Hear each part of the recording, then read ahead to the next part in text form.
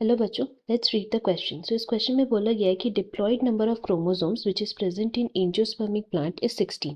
मतलब जो एक एंजियोस्पर्मिक प्लांट है उसमें डिप्लॉयड नंबर ऑफ क्रोमोसोम्स कितना दिया हुआ है, 16।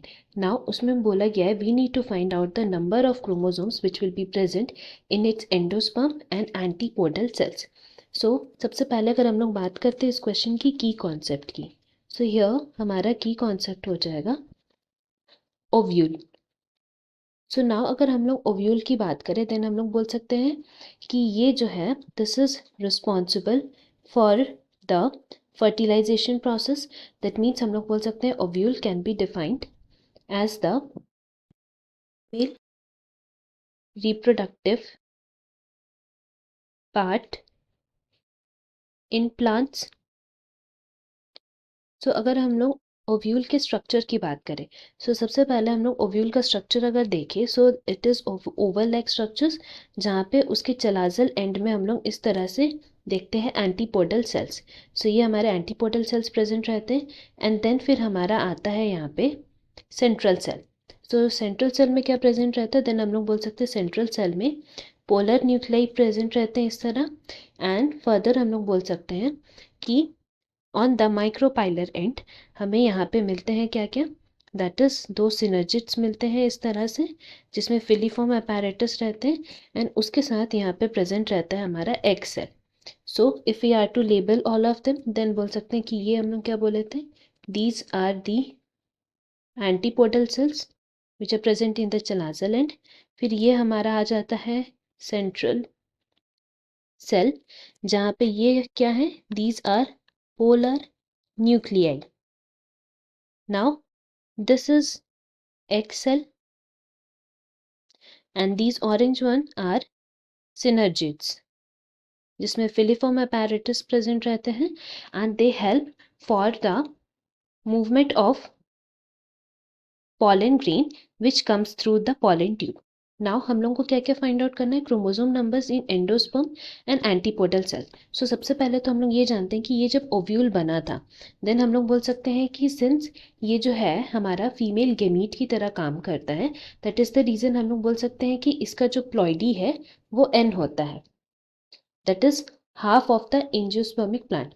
सो जैसे कि हम लोग को दिया गया है कि प्लांट जो है वो डिप्लॉइड है, सो डिप्लॉइड क्रोमोसोम कितना दिया गया है, दैट इज 16।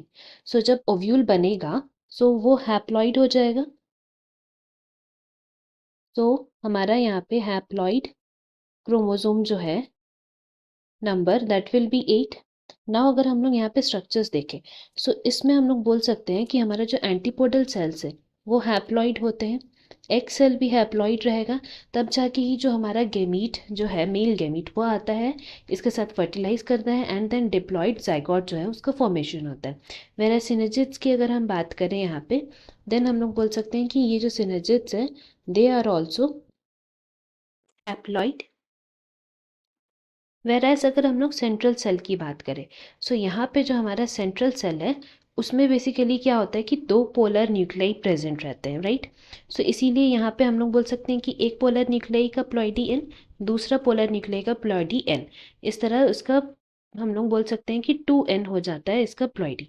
नाउ अगर हम लोग एंडोस्पर्म की बात करें तो एंडोस्पर्म का फॉर्मेशन कैसे होता है, then we can say that endosperm is formed when there is fusion of two polar nuclei with one male gamete। तो जिससे क्या होता है हम लोग बोल सकते हैं कि ये जो है एक तरह का ट्रिपल फ्यूजन हो जाता है, दैट मीन्स इसका प्लॉइडी क्या हो जाएगा 3n। सो नाउ हम लोग n जो है हमारा वो कितना था 8। सो इससे हम लोग बोल सकते हैं कि 3n विल बी 24। सो हम लोग यहाँ से बोल सकते हैं कि endosperm will have 24 chromosomes. Now next हम लोग किसके बारे में बात करेंगे, we will be talking about antipodal cells. तो जैसे कि हम लोग बोले थे एंटीपोडल सेल्स जो है वो हैप्लॉइड होते हैं, दैट मीन्स यहाँ पे we will have 8 chromosomes present in them. So यहाँ से हम लोग कंक्लूड कर सकते हैं कि एंडोस्पर्म में कितने रहेंगे, 24 chromosomes, and antipodal cells which will B haploid will have 8 chromosomes present in them. Hope you have understood this well. Best of luck. Thank you.